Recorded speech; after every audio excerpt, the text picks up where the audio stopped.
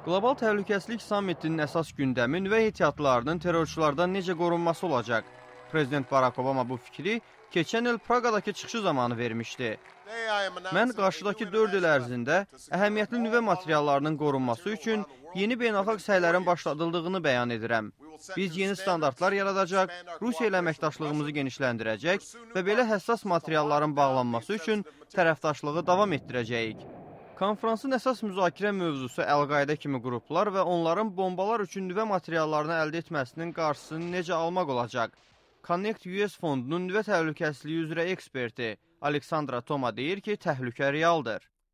Bu, bugün həm Amerikanın, həm də bütün dünyanın təhlükəsizliyinə ən böyük hədədir.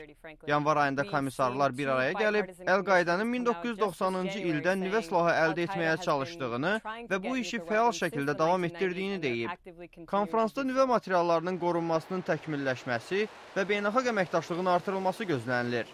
Ancaq ekspertlər deyir ki, heç kəs nüvə ehtiyatlarının nə qədər olduğunu bilmir. Çünki bəzi ölkələr öz nüvə fəaliyyətləri barədə məlumat vermir.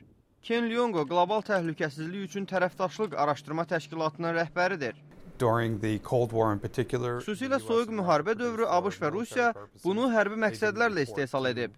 Onlar nə bir-birlərinə, nə də beynəlxalq rəsmilərə istehsalın həcmi barədə məlumat verməyib. Hazırda Pakistan və Hindistan bu barədə məlumatlarını gizli saxlayır. İsrailin fəaliyyətləri barədə də yetərli məlumat yoxdur və s. Luango deyir ki, heç də bütün ölkələr terrorçuların nüvə silahı əldə etmək üçün nüvə materiallarını ələ keçirdiyinə inanmır. Bir çox ölkələr nüvə terrorizminin ciddi məsələ olmasına məhəl qoymur. Bu məni məəttəl qoyub, amma bu realdır. ABŞ və onun başlıca müttəfiqləri arasında bu barədə böyük fikir ayrılığı var.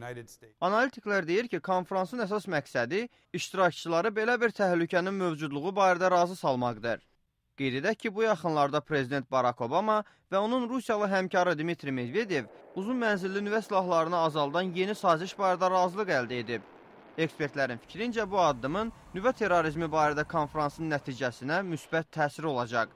Vaşinqtondan Emil Quliyev, Amerikanın səsi.